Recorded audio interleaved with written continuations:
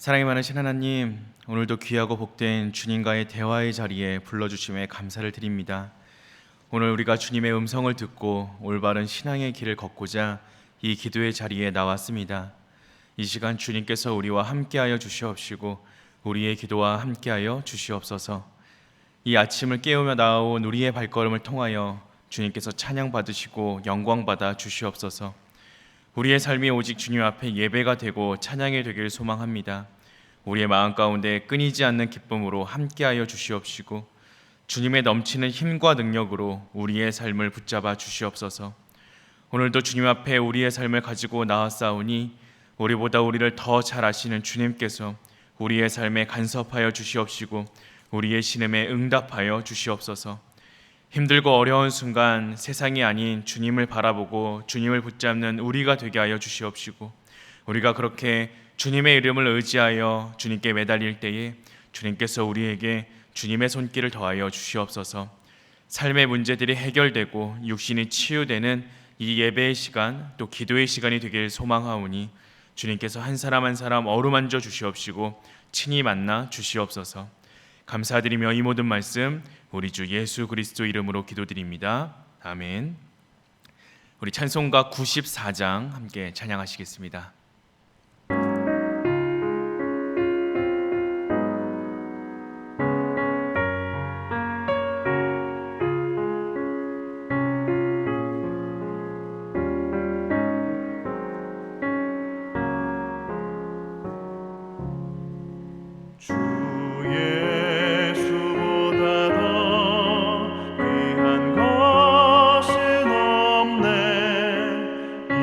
세상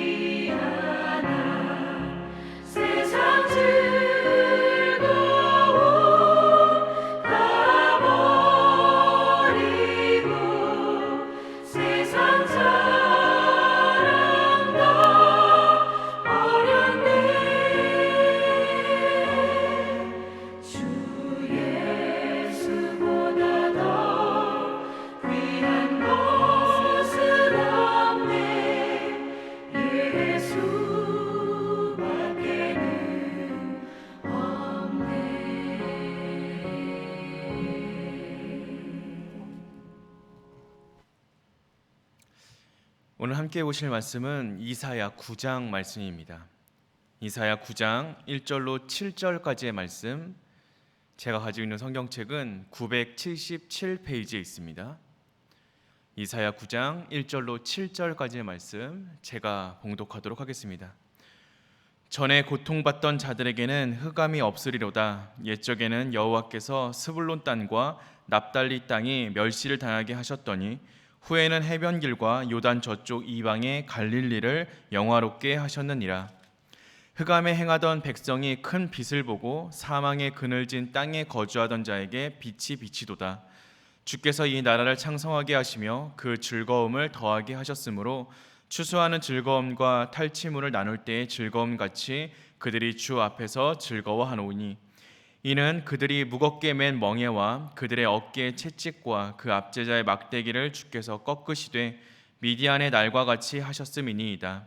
어지러이 싸우는 군인들의 신과 피 묻은 겉옷이 불에 섭같이 살라지리니, 이는 한 아기가 우리에게 낳고 한 아들을 우리에게 주신 바 되었을 때 그의 어깨에는 정사를 메었고 그의 이름은 기묘자라 모사라 전능하신 하나님이라 영존하시는 아버지라 평강의 왕이라 할 것임이라.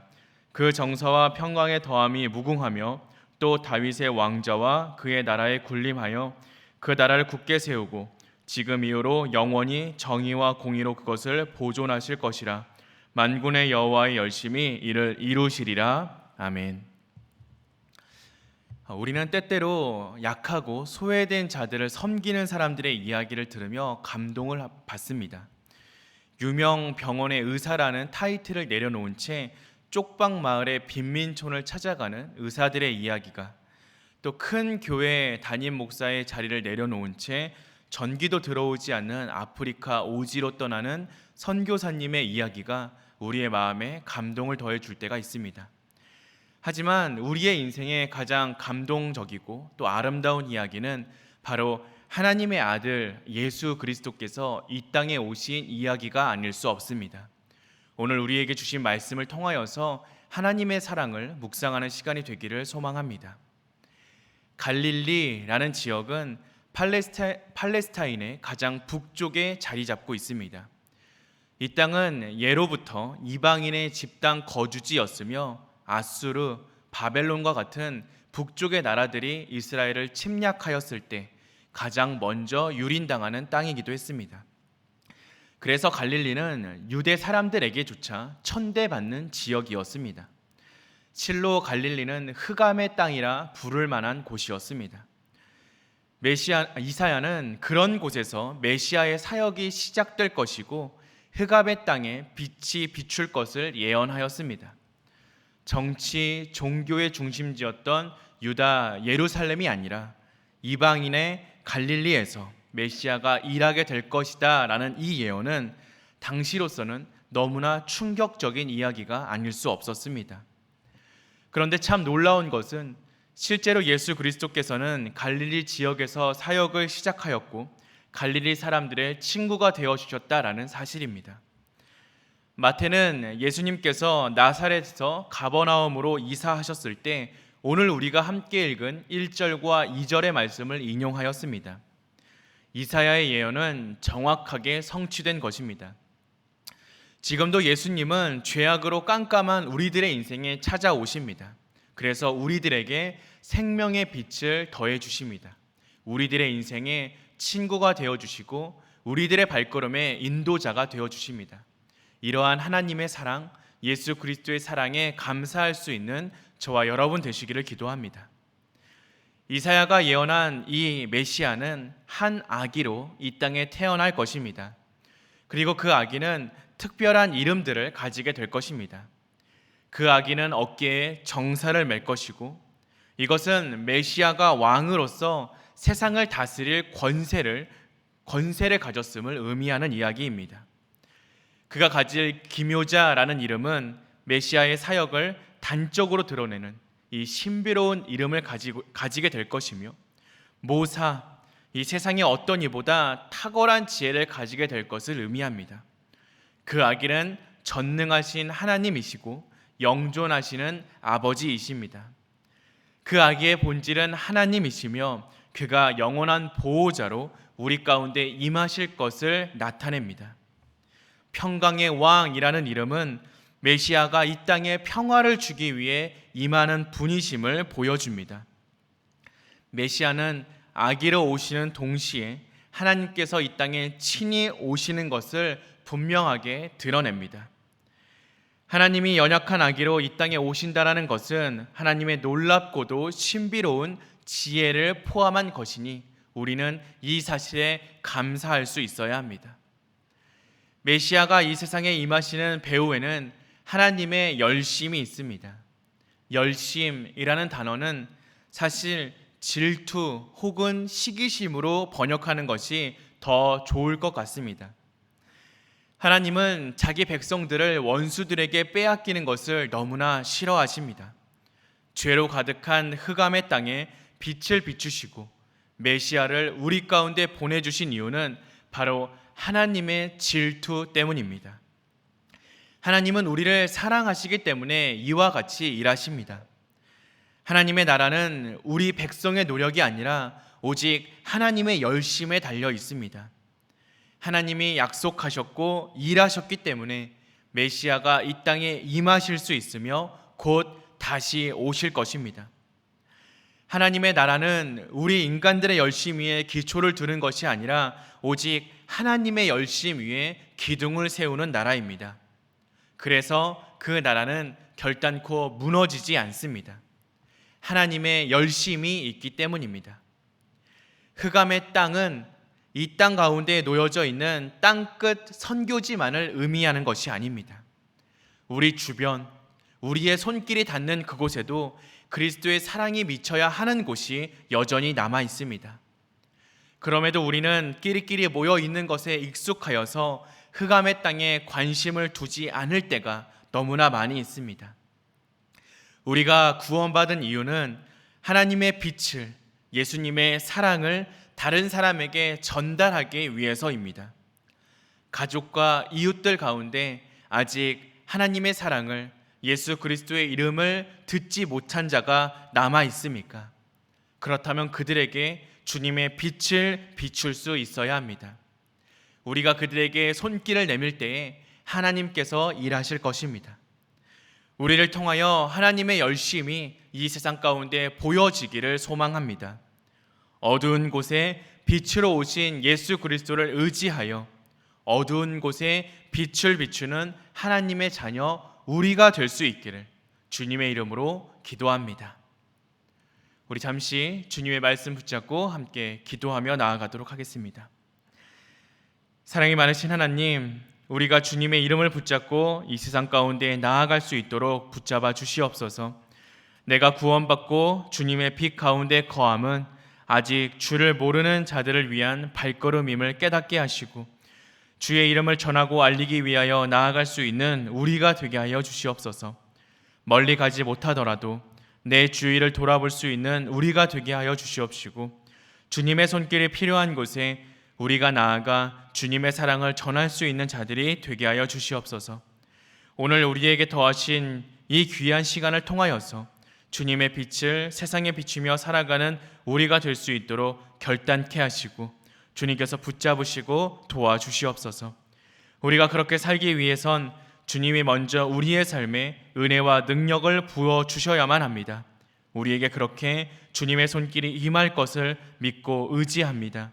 오직 주님의 손에 이끌려 살아가는 우리가 되게 하실 것 믿으며 이 모든 말씀 우리 주 예수 그리스도 이름으로 기도드립니다. 아멘. 우리 함께 주기도문으로 예배 마치도록 하겠습니다. 하늘에 계신 우리 아버지여, 이름이 거룩히 여김을 받으시오며 나라가 임하시오며 뜻이 하늘에서 이루어진 것 같이 땅에서도 이루어지이다. 오늘날 우리에게 일용할 양식을 주시옵고 우리가 우리에게 죄 지은 자를 사하여 준 것 같이 우리 죄를 사하여 주시옵고 우리를 시험에 들게 하지 마시옵고 다만 악에서 구하시옵소서. 대개 나라와 권세와 영광이 아버지께 영원히 있사옵나이다. 아멘.